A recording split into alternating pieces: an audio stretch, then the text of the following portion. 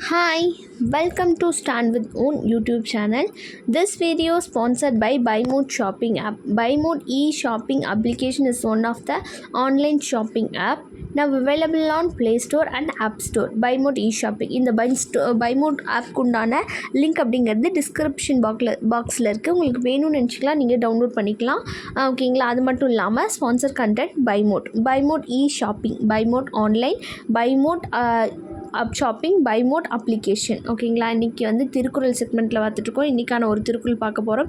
இது ரொம்பவே இன்ட்ரெஸ்டிங்கான Thirukkural. At the same time வந்து லைஃப்பில் வந்து நம்ம உலகத்தில் முக்கால்வாசி என்ன 90% ஆஃப் பர்சன்ஸ் வந்து இந்த மாதிரி தான் இருக்கும். என்ன திருக்குறள் அப்படின்னு சொல்லிட்டு இப்போ இப்படி தான் இருக்கும். பட் வந்து அந்த காலத்துலேயும் வந்து திருவள்ளுவர் அவர்கள் ரொம்ப அழகாக அந்த குறளை வந்து விவரிச்சிருக்காங்க. அந்த காலத்தில் ஃபஸ்ட்டு எப்படி இருக்கும் அப்படின்னு சொல்லி பார்த்தோமா, அவங்க வந்து வழிப்போக்கார்கள் சாப்பிட்றதுக்காக வந்து அவங்க வந்து சாப்பிட்றதுக்காக அந்த காலத்தில் என்ன பண்ணுவாங்களாம், வெளியில் திண்ணை கட்டி வச்சுருப்பாங்களா. அது மட்டும் இல்லாமல் தனக்கே சாப்பாடு இல்லைனாலும் சரி, யாராச்சும் அக்கம் பக்கத்தில் இருக்காங்க இல்லை வெளியிலேருந்து யாராச்சும் வந்தாங்களா, அவங்களுக்கு சாப்பாடு வேணும்னு சொல்லிட்டு நம்ம வந்து நம்ம ஊர் நம்ம கலாச்சாரத்தில் எஸ்பெஷலி தமிழ்நாட்டில் அந்த மாதிரி தான் நைட் வந்து கதவு சாத்துறதுக்கு முன்னாடி வெளியில் போய் எட்டி பார்த்துட்டு வந்துட்டு அதுக்கப்புறம் தான் கதவு சாத்துவாங்களாம் அப்படின்னு சொல்லிட்டு நம்ம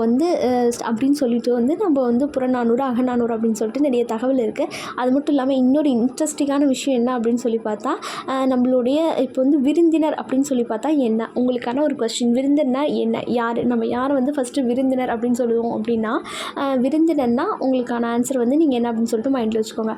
எக்ஸாக்டாக விருந்தினர் என்ன அப்படின்னு சொல்லி பார்த்தா, யாருன்னே தெரியாத ஒரு நபர்களை தான் விருந்தினர்னு அந்த காலத்தில் அழைச்சாங்களாமா. ஓகேங்களா? அது மட்டும் இல்லாமல் அந்த காலத்தில் வந்து ஒருத்தர் வந்து சாப்பாடு கேட்டாங்க அப்படின்னா வீட்டில் இருக்க நிறைய அடமானம் வச்சாவது சம்திங் எதாக இருந்தாலும் வீட்டில் இருக்கிறத வச்சு கூட அவங்களுக்கு வந்து இல்லாத பொருள் இல்லை, சாப்பாடு இல்லை போங்க அப்படின்லாம் சொல்ல மாட்டாங்களாம்.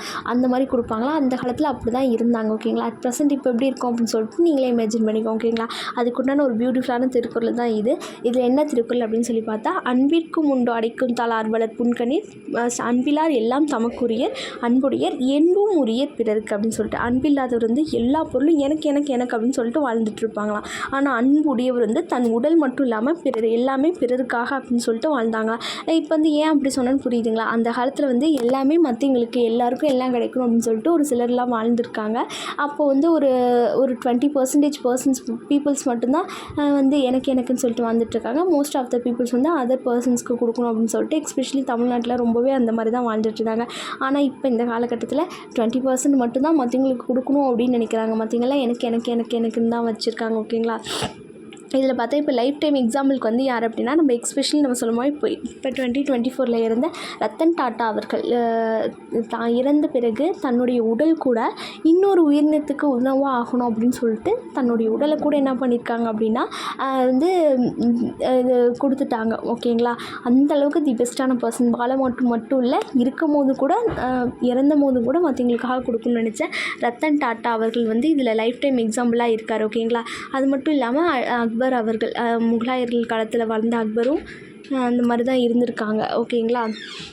அது மட்டும் இல்லாமல் புத்தர் அப்படிங்கிறவர் அந்த காலத்துலேருந்து இந்த காலத்து வரைக்கும் மற்றவங்களுக்காக கொடுக்கணும். புத்தர், மகாவீரர், போதி தர்மன் சொல்லிட்டு அந்த தியானம் வழியில் வந்தீங்க எல்லாருமே இந்த மாதிரி தான் வந்து மற்றவங்களுக்காகவும் எல்லாம் கொடுக்கணும் அப்படின்னு சொல்லிட்டு நினச்சிருக்காங்க. அது மட்டும் இல்லாமல் இப்போ வந்து நம்ம எல்லா பொருளும் தனக்குன்னு இருக்கிறவங்க மற்றவங்களுக்காக எதையுமே யோசிக்க மாட்டாங்க. தான் நல்லா இருந்தால் போதும், தான் இருந்தால் மட்டும் போதும் அப்படின்னு நினைப்பாங்க.